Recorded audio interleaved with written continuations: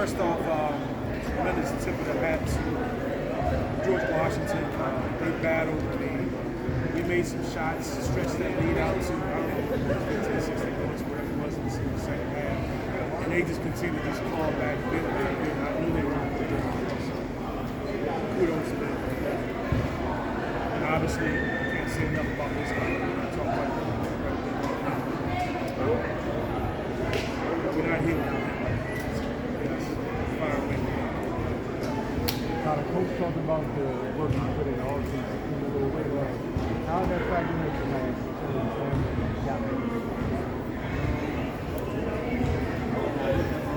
The work I put in the offseason, had a meeting with Coach after the action. I sat down and flexible, talking about challenge about that into the season. Having my teammates, great coaching staff, great teammates working every day. I was just wondering when you got the ball right before buzzer, you got pushed back. What's going through your head before you take that 5-man shot? Well, the play wasn't really designed for me. Shout out to number 4, made a great defensive play, more of our rhythm. So I had to grab the ball, make sure it wasn't a turnover. So we got to get a shot up. Look at the shot clock. 4 seconds left. I had to get it done. I know you were frustrated at times, some calls and questions. You were both games, but you were giving system the pole. How did that impact the squad? Holding down for you? Yeah, that's what team's all about, right? I'm trying to pride myself on keep up the pole. I know these guys will be all of it. And I was pretty pissed because I felt like I had some goals in the season with just no goal. I got some. And it was a critical time. I knew, we were just holding on for their life because I knew they were making a run. And I wanted us to get to the free throw line. We got a tremendous staff, we got a tremendous team. Yeah, Nate Bollinger, Mike Emmanuel, Mike Tate, those guys, and Brandon a couple times, but that's what it is. You experienced play SeaWorld tonight,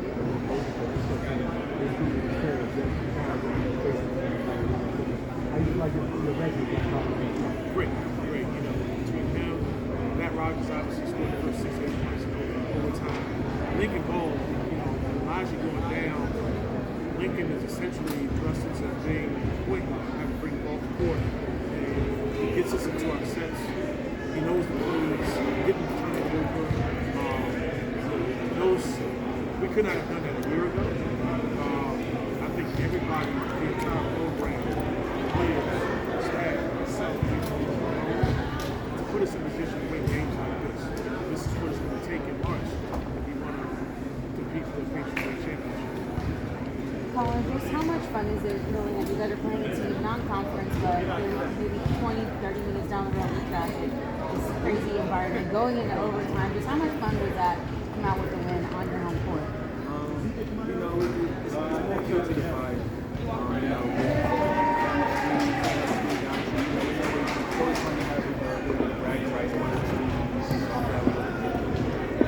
Kind of what Coach said, getting a win like this, going down to first time, coming back, and appreciating it. How is it going to prepare you for not just moments, but when it comes down the line, you guys play with it? It shows us that we can fight through adversity. We got a bunch of good teams in the Nation League. So they're going to challenge us. They're going to give us our best shot, just how we're going to give them our best shot. So we're able to fight back through adversity. We're going to continue to play and hopefully we can get the championship.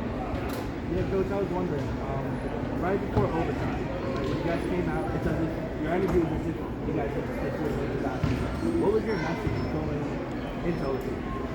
Just pushing the reset button. It was funny, in my mind for a split second, I thought about Georgetown last year, where we kind of gave that lead up. They hit a 3 to go to overtime. I could see the looks on our guys' faces. And, I've got a note right next to my desk upstairs. We had 9 close games that we lost by 2 possessions or more. And I went back and I watched those games repeatedly this summer, and I made notes by all of them. The Georgetown one in particular was in overtime. You can't have a defeated look on your face, and guys want to see it. And I just wanted to try to energize those guys and say, hey man, we got another 5 minutes to play. Let's push the reset and come out fighting.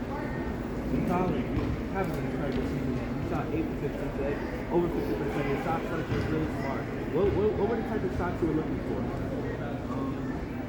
Really just shots on our offense. You know, I try not to force anything. I try to make sure I have good shot selection. So just shots on the floor, the offense that we can get to. So that's what I was He didn't have those smart shots last year, man. Sometimes he went out of script. He's getting there. Any update on Elijah? Had a couple stitches. He's going to be fine. We'll play him until the 18th against St. Joe. So, my biggest concern with him right now is going to exams and everything. But he'll be fine. I thought Greg was huge tonight, especially with the free throws and overtime, and he's just taken such a big leap from last year. Just any thoughts on Greg's performance from you? He's playing defense at a high level. I mean, in Canada, you got to tip your hat off to him. He's a low once he gets downhill.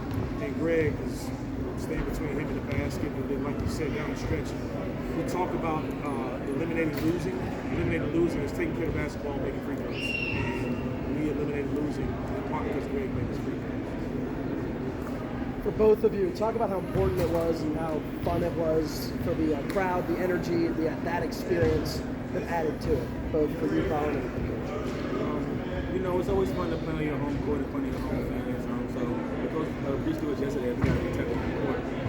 Crosstown rival came into town, came into Bender. You know, just look at it like any other game, really.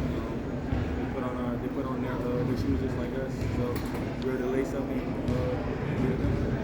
We want to try to protect home court. You know, we talked to our guys last year. We had our last 5 games we lost here last year, right? Obviously, we had some extenuating circumstances with injuries and everything, but at all costs, you should got to protect your house. You know, so just got to have pride in it. But it's always good, man, to be able to see the smiles on the student faces, like the enthusiasm that they have when they win and playing well. Like it's priceless, man. It's priceless. Are the black jerseys part of the rotation now after a win like this? 1-0 in the black jerseys, and we're what?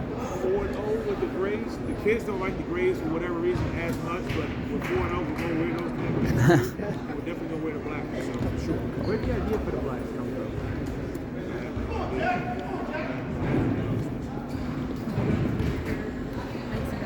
Okay. Thanks, guys.